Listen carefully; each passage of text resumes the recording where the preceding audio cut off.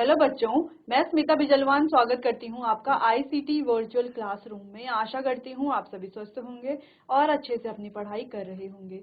बच्चों, आज हम पढ़ने जा रहे हैं क्लास 9 की साइंस और क्लास 9 साइंस में हमारा चैप्टर चल रहा था is matter around us pure. तो इसी चैप्टर को आगे हम आज कंटिन्यू करेंगे। चलिए, तो सबसे पहले हम एक बार रिवाइज कर लेते हैं जो जो टॉपिक हमने अपने प्रीवियस लेक्चर में पढ़ लिए थे। तो बच्चों, यहाँ पर मैटर के बारे में तो हमने प्रीवियस चैप्टर में ही पढ़ लिया था, है ना। जो मैटर इन आवर सराउंडिंग वाला हमारा चैप्टर था, वहाँ पे हमने मैटर के बारे में, इसकी स्टेट के बारे में, इनके स्टेट में क्या प्रॉपर्टीज हैं, पार्टिकल्स क्या होते हैं, किन पार्टिकल से मिलकर के ये बनते हैं, क्या क्या प्रॉपर्टीज है, इनके बारे में हमने डिस्कस कर लिया था। चलिए, तो इस चैप्टर को आगे कंटिन्यू करते हैं। एक बार आप देख लीजिए, ये सारे टॉपिक्स को हमने अपने प्रीवियस लेक्चर में कवर कर लिया था। तो मिक्सचर के बारे में हमने जाना, ये दो तरह के होते हैं, होमोजीनस और हेट्रोजीनस मिक्सचर। दोनों में डिफरेंस क्या है हमें पता है अच्छे से, ठीक है। फिर कुछ एक्सपेरिमेंट से भी हमने यहाँ पर देख लिया था, बहुत सारे एग्जांपल्स हमने यहाँ पर किए थे बच्चों। अच्छा, सॉल्यूशन हमने पढ़ लिया था कि सॉल्यूशन क्या है, एक होमोजीनस मिक्सचर होता है, ठीक है। कंसंट्रेशन ऑफ सॉल्यूशन के बारे में हम बात कर रहे थे, ठीक है। ये भी हो गया था, ये भी हो गया था। क्वेश्चंस भी हमने कर लिए थे। हेटेरो एटम्स, ये भी हो गया। हेट्रोजीनस सॉल्यूशन, ये भी हो गया था। कोलॉइडल सॉल्यूशन क्या है, ये भी हो गया था, ठीक है। इसकी टिंडल इफेक्ट क्या है, ये भी हो गया था। चलो, तो यहाँ से स्टार्ट करते हैं। तो लास्ट लेक्चर में हम बात कर रहे थे कि कोलॉइडल सॉल्यूशन क्या है, हमने पढ़ लिया था। चलिए, कुछ और पॉइंट्स हमने बात कर ली थी इनकी, आगे बढ़ते हैं, यहाँ से स्टार्ट करते हैं। फिर हमने बात की थी प्रॉपर्टीज ऑफ कोलॉइड की, आज हम बात करेंगे। चलिए, तो ये कोलॉइड जो हमने अभी पढ़ा, इनकी प्रॉपर्टीज क्या क्या है। पहली प्रॉपर्टी है, जो कोलॉइड है ये क्या है बच्चों, एक हेट्रोजीनस मिक्सचर होते हैं। अब हमें होमोजीनस और हेट्रोजीनस अच्छे से पता है। होमोजीनस यानी कि जो अच्छे से डिसॉल्व हो जाता है, हेट्रोजीनस जो डिसॉल्व नहीं होता। दूसरा, particle are so small to be seen with the naked eyes.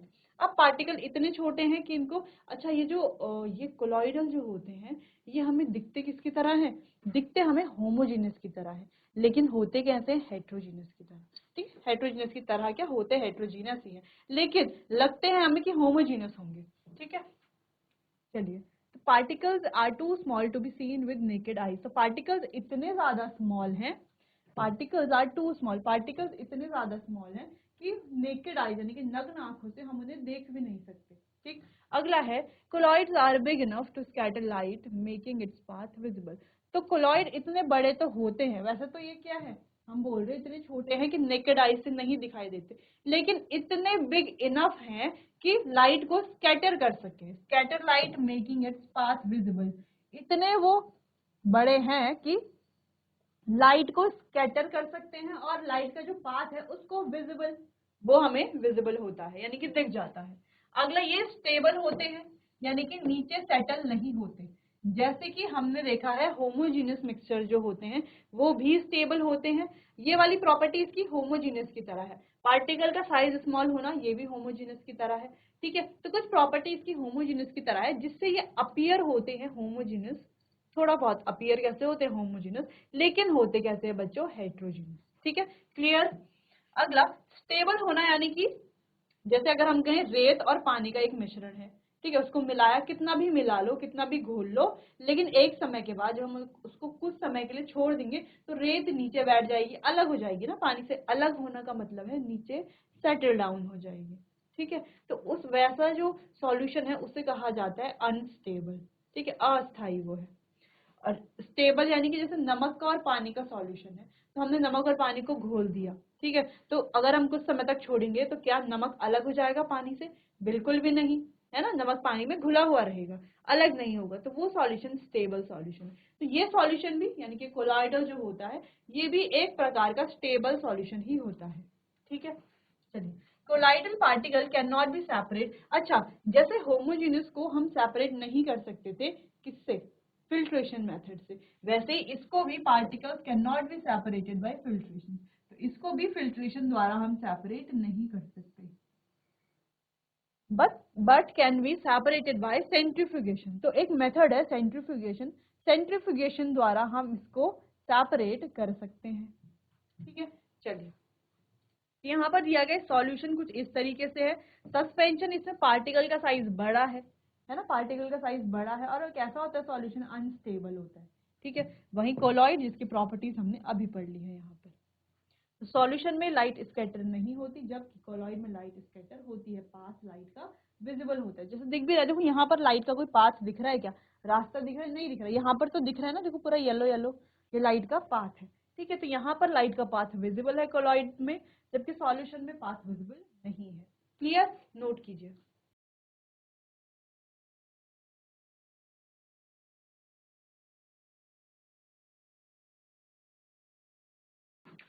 आइए आगे बढ़ते हैं, कोलॉइड के कंपोनेंट के बारे में बात करते हैं। ठीक है, तो यहाँ पर दो कंपोनेंट इसके होते हैं, एक को डिस्पर्स्ड फेज कहते हैं, एक को डिस्पर्सिंग मीडियम कहते हैं। तो एक हमारा मीडियम हो गया, एक फेज हो गया। ठीक है, एक डिस्पर्स्ड फेज, डिस्पर्सिंग मीडियम। ठीक है, डिस्पर्शन भी जिसे कहते हैं। It is a solute like component और the dispersed particle in a colloid. तो ये सॉल्यूट की तरह कंपोनेंट होता है। ठीक है, या हम कहें dispersed particle in a colloid. तो कोलॉइड में जो पार्टिकल्स होते हैं, डिस्पर्स्ड पार्टिकल। ठीक है, dispersing medium, it is a component in which the dispersed phase is suspended. ये वो मीडियम है जिसमें डिस्पर्स्ड फेज जो है वो सस्पेंड हुआ है। ठीक है, जैसे यहाँ पर देखो, तो ये वाला क्या है हमारा, जिसमें ये डिस्पर्स्ड फेज सस्पेंड हुआ है, उसे बोल रहे हैं डिस्पर्जन मीडियम।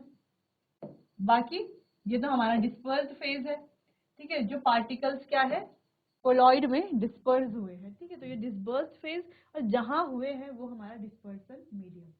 ठीक है, क्लियर। चलिए, तो ये एक इम्पॉर्टेंट पॉइंट था। अच्छा, इससे रिलेटेड यहाँ पर बहुत ज़्यादा कन्फ्यूजन होती है बच्चों को, तो कंफ्यूज आपको नहीं होना है। सिंपली आप इसे नोट कर लीजिए, ऐसा डायग्राम आप बना सकते हैं जिसमें आपको पता चल जाएगा। अगर यहाँ की बात करें तो ये जो छोटे छोटे गोले हैं ये क्या है, ये है डिस्पर्स्ड फेज, और जिस लिक्विड में हुआ है ये है डिस्पर्जन मीडियम। ठीक है, इस तरीके से हम इसे समझ सकते हैं। ठीक है, चलिए नोट कर लीजिए।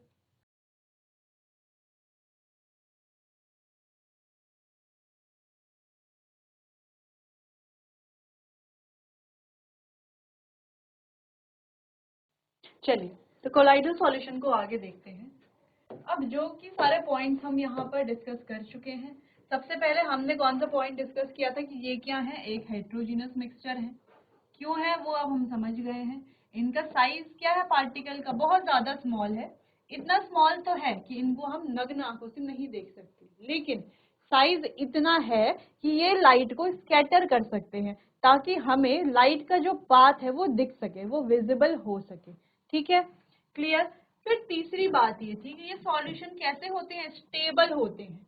यानी कि जब हमने कोई कोलाइडल सॉल्यूशन बनाया और हमने उसको कुछ समय के लिए अनडिस्टर्ब्ड रखा, अनडिस्टर्ब्ड रखने का मतलब है कुछ समय तक हमने उसको कोई भी उस पर जो है छेड़छाड़ नहीं की। तो जब हम उस पर कोई छेड़छाड़ नहीं करते हैं तो वो सॉल्यूशन तभी भी कैसा रहता है, तभी भी पूरा घुला हुआ रहता है, स्टेबल रहता है। ऐसा नहीं कि दोनों कंपोनेंट्स जो हैं वो अलग अलग हो जाते हो, ऐसा वहां पर नहीं होता। अगर ऐसा होता तो इसे स्टेबल नहीं कहा जाता, क्या कहा जाता, अनस्टेबल कहा जाता। क्लियर है इतनी बात, ठीक है।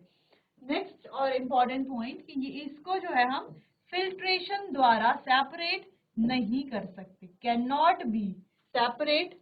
ठीक है, इसको हम फिल्ट्रेशन द्वारा सेपरेट नहीं कर सकते। क्लियर। चलो, इसको सेपरेट कैसे करेंगे फिर, अगर हम फिल्ट्रेशन से नहीं कर सकते तो सेंट्रीफ्यूगेशन, जो कि अभी हमने पढ़ा था कि सेंट्रीफ्यूगेशन द्वारा हम इसको सेपरेट कर सकते हैं। क्लियर है ये पॉइंट। चलिए, तो एक बार आप इन पॉइंट्स को देख लीजिए, इंपॉर्टेंट पॉइंट्स को नोट कर लीजिए।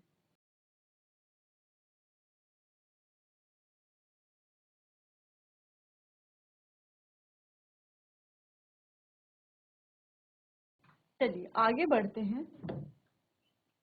कोलॉइड के कंपोनेंट्स, जो कि अभी हमने बात की थी, कंपोनेंट्स दो कंपोनेंट है, डिस्पर्स्ड फेज और dispersed medium, dispersion medium sorry. Dispersed phase जो हमारा सॉल्यूट लाइक कंपोनेंट है। ठीक है, किसी कोलॉइड में जो सॉल्यूट लाइक कंपोनेंट होता है उसको क्या कहा जाता है, डिस्पर्स्ड फेज कहा जाता है। और जिसमें डिस्पर्स्ड फेज सस्पेंड हुआ होता है उसे डिस्पर्जन मीडियम कहा जाता है। ठीक है, जिसमें क्या है, डिस्पर्स्ड फेज सस्पेंशन हो रखा है, सस्पेंड हो रखा है, उसे क्या कहा जाता है, डिस्पर्जन मीडियम कहा जाता है। तो दो चीजें हैं। ठीक है, जैसे कि हमने अभी आगे भी बात कर ली थी। चलिए, अब ये जो कंपोनेंट्स हैं, अभी हमने काफी सारे, हमने होमोजीनियस मिक्सचर पढ़े, हेट्रोजीनियस मिक्सचर पढ़े, हमने सस्पेंशन पढ़ा, कोलॉइड पढ़ा, ठीक है। तो काफी सारे हमने चीजें यहाँ पर पढ़ ली हैं, ठीक है। तो अब हमें पढ़ना है इन कंपोनेंट को सेपरेट कैसे कैसे किया जाता है। तो कई सारे मेथड्स है, जैसे सेंट्रीफ्यूगेशन है, सेपरेटिंग फनल की मदद से, सब्लिमेशन है, डिस्टिलेशन है, फ्रैक्शनल डिस्टिलेशन है, क्रोमेटोग्राफी है, क्रिस्टलाइजेशन है। तो ये सारे ही बहुत ही इंपॉर्टेंट पॉइंट्स हैं, ठीक है। चलिए, तो कैसे कैसे हम सेपरेट करेंगे, इन मेथड से करेंगे, और इन मेथड से कैसे सेपरेट करेंगे उसके बारे में हम इनको डिटेल में एक एक करके पढ़ेंगे अभी, ठीक है। चलिए, सबसे पहले आप इसको नोट कर लीजिए, फिर आगे एक एक करके इनको डिस्कस करते हैं डिटेल में।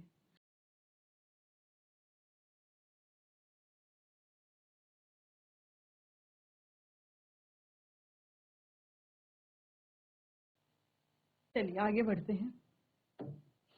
सबसे पहला मेथड है सेंट्रीफ्यूगेशन। अब सेंट्रीफ्यूगेशन मेथड में कैसे हम सेपरेशन करेंगे, चलिए देखते हैं। द प्रिंसिपल ऑफ सेंट्रीफ्यूगेशन, इसका सिद्धांत क्या इज दैट द जो denser particle are forced to the bottom and the lighter particles stay at the top when spun rapidly, ठीक है। तो जो लाइटर पार्टिकल्स हैं वो ऊपर की तरफ रहेंगे और जो डेंसर पार्टिकल्स हैं वो नीचे की तरफ रहेंगे, ठीक है। बॉटम एंड द लाइटर, ठीक है। एप्लीकेशन इसको यूज कैसे करते, कहाँ कहाँ किया जाता है, देखो डायग्नोस्टिक लेबोरेटरी में इसका यूज ब्लड और यूरिन टेस्ट के लिए किया जाता है, डेयरीज में और घरों में इसका उपयोग बटर से क्रीम को अलग करने के लिए किया जाता है ना। हम जानते हैं बटर से क्रीम कैसे अलग करते हैं। तो जो लिक्विड लिक्विड होता है वो नीचे आ जाता है, जो क्रीम आती है ना, जो बटर बनता है हमारा, तो बटर क्या हो जाता है, ऊपर आ जाता है, और जो लिक्विड उसमें बचता है, जो हल्का उसमें, और जो डेंस पार्टिकल बच जाते हैं वो नीचे रह जाते हैं, ठीक है। Washing machine to squeeze out the water from wet clothes, यानी कि जो गीले कपड़े हैं, गीले कपड़ों से को सुखाने के लिए भी, उनसे पानी को स्क्वीज करके यानी कि निचोड़ करके पानी को हटाने के लिए भी इस प्रोसेस का ही उपयोग किया जाता है सेंट्रीफ्यूगेशन का। तो कैसे होता है, देखो ये स्पिन करता है, तो ये हमारा क्लियर लिक्विड यहाँ से निकलता है, सस्पेंडेड पार्टिकल्स इसमें होते हैं, ठीक है। तो इस तरह से ये पूरा प्रोसेस होता है सेंट्रीफ्यूगेशन का। आपको ध्यान रखना है कि ब्लड और यूरिन टेस्ट के लिए इसका उपयोग किया जाता है, बटर को क्रीम से अलग करने के लिए इसका उपयोग किया जाता है, और जो हमारे वेट क्लोथ्स हैं यानी कि गीले कपड़े हैं उनसे पानी स्क्वीज करने के यानी कि निचोड़ने के लिए, उनको सुखाते हैं ना वॉशिंग मशीन में, सूखते हैं कपड़े वॉशिंग मशीन में, तो उसके लिए भी इसी सेंट्रीफ्यूगेशन टेक्निक का ही उपयोग किया जाता है। आगे बढ़ते हैं, बात करते हैं सेपरेटिंग फनल की। अब सेपरेटिंग फनल के बारे में तो हमें पता ही है, थोड़ा बहुत यहाँ पर देख लेते हैं। इसका प्रिंसिपल क्या है इज दैट जो इमिसिबल लिक्विड है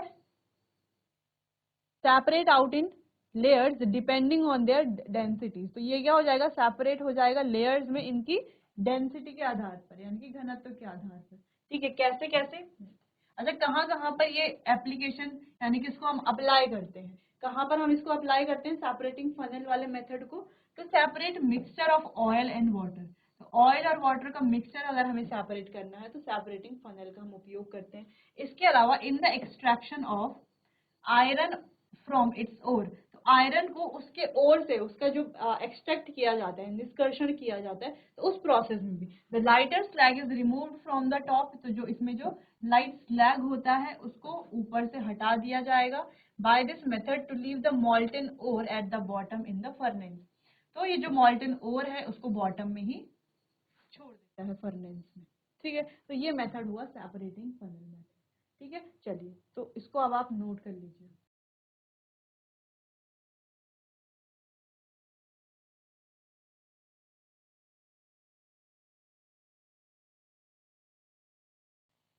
चलिए, नेक्स्ट प्रोसेस की बात करते हैं जो कि है सब्लिमेशन। अब सब्लिमेशन में क्या हो रहा है, जो अगर हमने अमोनियम क्लोराइड लिया, ammonium chloride changes directly from solid to gases state on heating. तो सब्लिमेशन जैसे कि हमने पढ़ा है चैप्टर में, प्रीवियस चैप्टर में भी पढ़ा है, सब्लिमेशन क्या प्रोसेस है कि इस प्रोसेस में सॉलिड को सीधा बिना लिक्विड में चेंज किए हुए सॉलिड को सीधा गैस में चेंज कर देते हैं। जैसे अभी तक तो हम क्या पढ़ते थे, पहले तो हम पढ़ते थे कि सॉलिड को लिक्विड में चेंज किया, फिर लिक्विड को गैस में चेंज किया, लेकिन सब्लिमेशन में सॉलिड को डायरेक्टली हम गैस में चेंज करते हैं, ठीक है। अब आगे इस प्रोसेस को देखते हैं। जैसे अमोनियम क्लोराइड को चेंज कर देते हैं डायरेक्टली सॉलिड से गैस में उसको हीट करके, ठीक है।